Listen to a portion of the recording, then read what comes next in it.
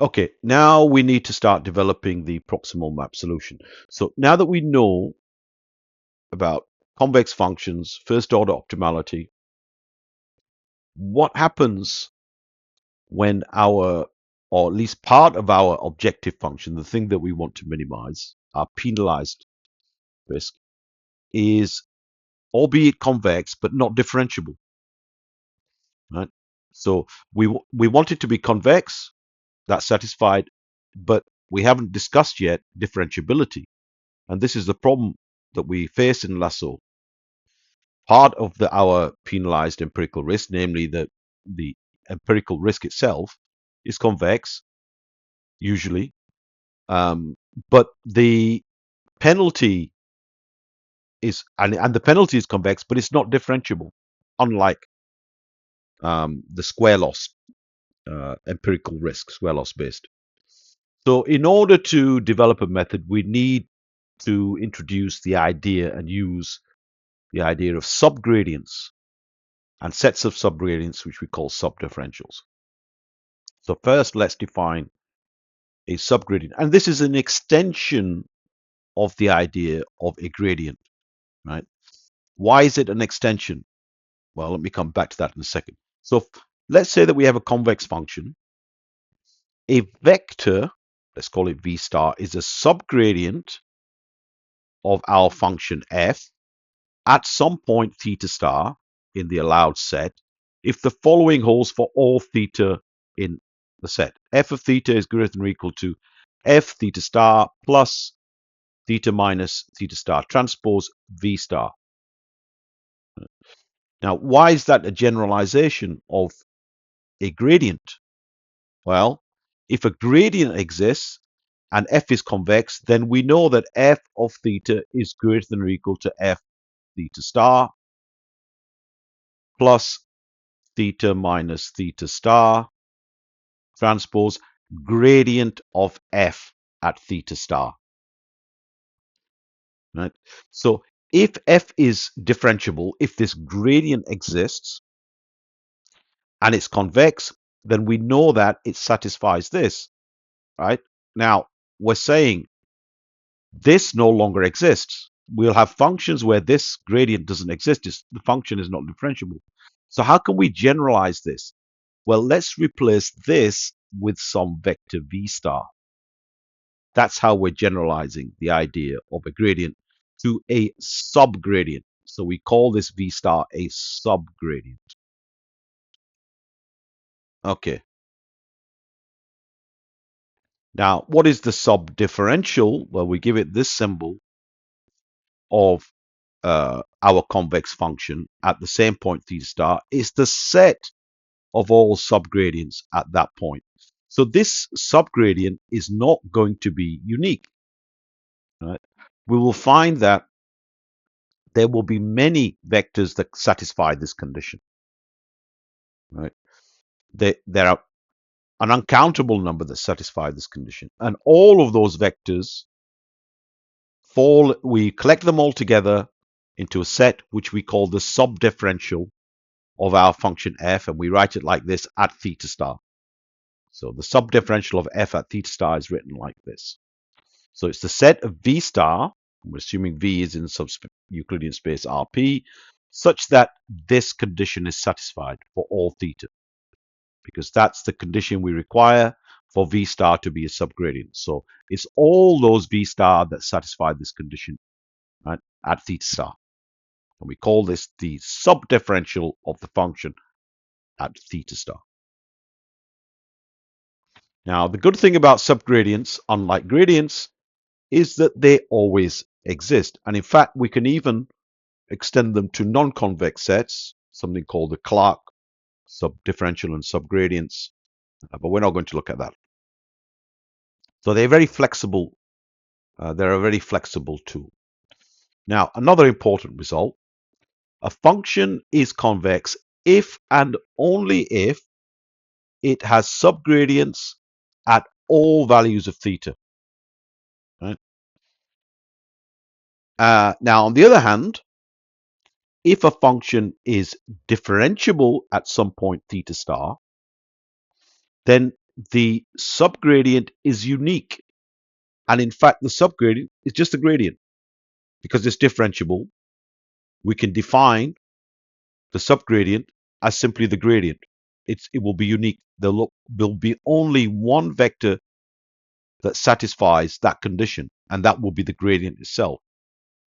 So in that case, the subdifferential of f at theta star is simply the single element gradient of f at theta star. So this is a singleton set.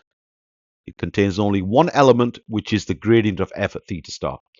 So the subdifferential is just a single element set consisting of the gradient of f at theta star. I mean, technically, we shouldn't call this a vector, but we needn't bother with that. It's actually a covector. It lives in a dual space, but that doesn't matter. It's more closely related with what we call a differential. Okay. So let's have a look at a subdifferential example. Right. So let's look at this case. What does this function look like? The absolute value of theta, f theta, is the absolute value of theta. It looks like this. First of all, it's always positive. And so this is theta, and this is our function. Let me call it f of theta. Well, it looks like this. It looks like f theta equals theta, for theta is greater than 0. And on this side, it's the mirror image. Right? On this side, it's the mirror image, because although if it was just theta, then that would continue down here. But we take the absolute value, so it goes up like this. And this is a mirror image. So this is an even function, right? It's the mirror image of itself. Now, you can see what the issue is here. This is differentiable at any x or any theta along here. And this is differentiable at any theta along here. But at theta equals 0, what is d by d theta of the absolute value of theta? It doesn't exist. Right? So this is a perfect case, a nice simple case actually, of where we need to find a subgradient and the subdifferential at the point theta. And this is very relevant to us because upon this we will build the gradients and subdifferential of the one norm. Okay, so now what do we need for a vector v star to qualify as a subgradient at some point theta star? Well, we need it to satisfy this. Right? That's the basic condition. Here, this is just a scalar, so we don't have any transposes. Okay, so let's have a look at what happens for values of theta which are less than 0 or greater than 0. So crucially here, they are not equal to 0. Well, in this case, the function theta is going to be either, well, in both cases, it's theta. It's going to be minus theta or plus theta. Minus theta when theta is less than 0 is going to be negative, the negative value. Or it's going to be theta plus theta when theta is positive. And so in those cases, as we know, the subgradient will be unique. It's just the derivative of f of theta. So when theta is negative, we're going to have d by d theta. It's just minus 1, right? It's d by d theta of theta, right? Minus theta, where theta is negative, which is minus 1. Right? Now, in the case of theta being positive, we're going to have d by d theta of theta, which is just plus 1. Right?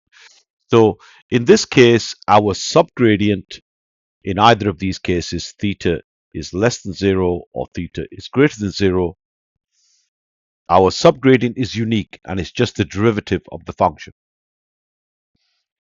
So this has only one element. For theta is less than 0, it's -1, and for theta greater than 0, it's +1. Okay. Now the problem will of course occur at theta equals or theta star equals 0. What is the subgradient or set of subgradients at that point? They have to satisfy this condition. And at theta star equals 0, which is where we want to find these subgradients, this is going to be 0, right? F of theta star,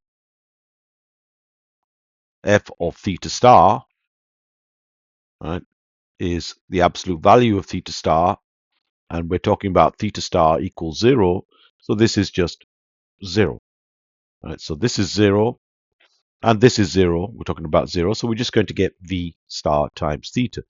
So a subgradient is any vector, and in this case, this vector will just be a number. Right? It's a vector on the real line if we consider numbers as vectors, which they are. We don't normally, but we can. It's going to be any number that satisfies f theta is greater than or equal to v star of theta. So what will these v stars look like?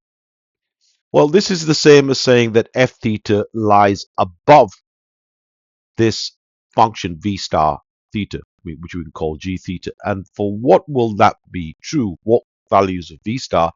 Any value of v star between -1 and 1. So the subdifferential at 0, the set of all subgradients, is all numbers between -1 and 1. It's this set. So the best way to see this is through this picture here. So our function f of theta is this blue curve here, right? So this is f theta equals f of theta equals the absolute value of theta. That's this blue curve here. Now we're looking at functions g of theta equals v star of theta, right? Now what functions? So they go pass through the origin. What values of this v star do we need for these functions to lie below our function f theta is absolute value of theta? Well, let's have a look at this line here. Well, that corresponds to v star equals 1.2. So it's greater than 1. This one here corresponds to v star equals minus 1.2. This orange one here corresponds to, well, less than, it's going to be less than or greater than -1. This one here corresponds to v star equals minus 0.5. So it's greater than -1. And this one is about minus 0.1.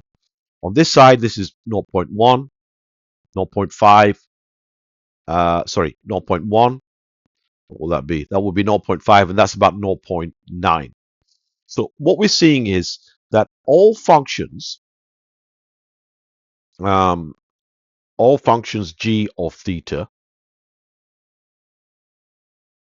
equals v star theta for v star between 1, less than or equal to 1, and -1 will lie below f of theta. So you've got this function here, for example, which is g of theta equals 0.9 times theta, which lies below function. So this would carry on down here. Right? The same with this one here, which is minus 0.9 times theta. That also lies below. So carry on down here. This orange one here. And this one. And this one. And these two here. Right? So it's basically all functions of this form, such that v star is between 1 and -1. So that defines our set of subgradients. It's any value, the subgradient V star is any value between -1 and 1, including -1 and 1 themselves. They're also included, because then we would just have V star g of theta is 0. It's just a 0 function, and that surely lies below our function f theta is absolute value of theta. So the conclusion is that along here, for theta is greater than 0, we have a unique subgradient which is equal to the derivative of our function f theta is the absolute value of theta, and the derivative of that is just +1. Down here, for theta less than 0, we have a unique subgradient which is equal to the derivative again, and that's -1. But at the point 0, we no longer have a derivative or gradient. Right? Gradient in 1D, derivative. What we have is a set of subgradients. We can call them V star. And this set is all values of V star between 1 and -1. And the interpretation of this is that the affine function,